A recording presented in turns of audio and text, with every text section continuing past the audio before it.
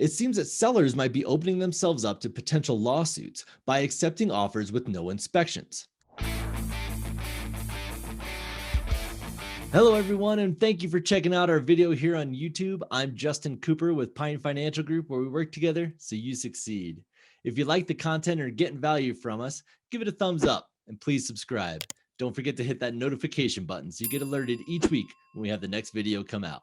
As if 2020 wasn't a crazy enough year in just about all aspects, 2021 is shaping up to be the next level crazy, at least in regards to the real estate market. The basic premise of supply and demand is so far out of balance that we see bidding wars on properties on day one, offers well over asking price. I'm seeing them over $100,000 above asking price, as well as multiple other strategies to make the buyer's offers more appealing. One such strategy I see and hear about all the time now is waiving the inspection contingency. Most contracts allow for the buyer to do a home inspection prior to buying and moving into the home. Typically, a third-party inspector is hired to come out and check every nook and cranny, looking for defects or deferred maintenance, and they will compile their findings into a 20 to 50-page report, complete with pictures, notes, and potential remedies being suggested. The home inspection and the inspection contingency is a vital piece of the contract and home buying process, in my opinion. This process allows for the buyer to be fully aware of any potential defects they might be up against when they move in, or allow them to plan ahead for future capital expenses. I bought a rental a few years ago and the home inspection found polybutylene water piping. This piping is prone to leaks. The home inspection allowed me to make a more informed buying decision. I could have either walked away from the purchase, I could try to negotiate either a price reduction or have the seller make the needed repairs, or I could move forward and simply know that I could be up against leaks or a full repiping of the house down the road. The key here is I hired a third party to help me look out for my best interests. It was then up to me to make an informed buying decision based on this knowledge. What folks are doing in today's market is waiving the right to do this inspection. The thought here is the offer will be more attractive to the seller because the buyer is waiving the right to negotiate the price or more work on the home. It also takes away one of the easier outs of the contract. I want to take a look at this, though, through the eyes of the seller.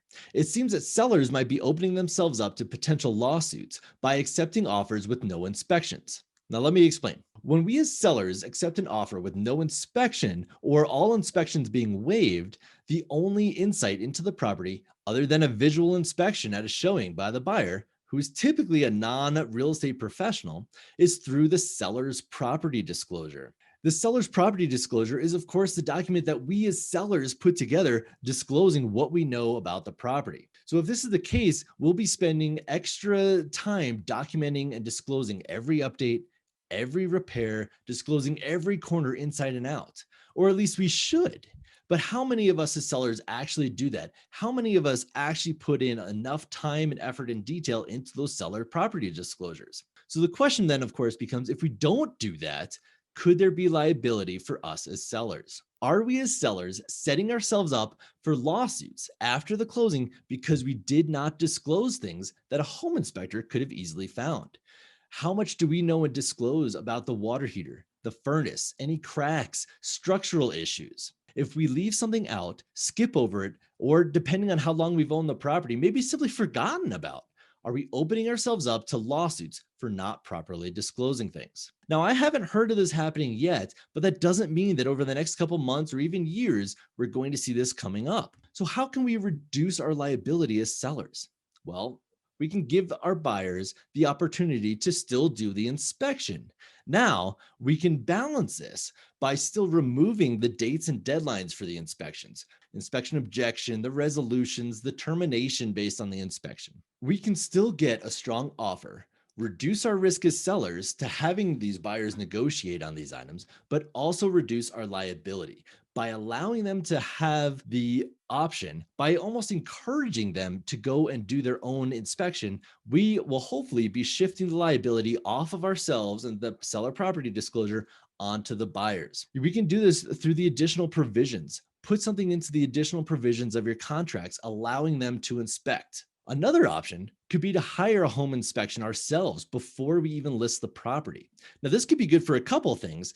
First off, we could then know what the property may be needing. Maybe we missed it in our fix and flip. Maybe just we've owned the property long enough that, some deferred maintenance that we don't notice anymore is still going on. A home inspection may open our eyes to this and allow us to then go in and make these changes before we even list the property. Or we may know that these things are out there, but we can then just say, hey, buyer, I already did a home inspection. Now you are fully aware. You can certainly still choose to do your own inspection, but here it is. I've already ordered it for you. I fully disclosed it. I'm not going to do anything about it. Of course, that goes into the waiving of the inspection that most people are trying to do. But now we are more fully disclosing what's going on with our property. And we had a third party home inspector do that inspection. Now, of course, a couple caveats. I am not an attorney. I do not play one on TV. So be sure to do your own diligence on these things. Discuss this with your listing agents and discuss it with an attorney if you feel necessary.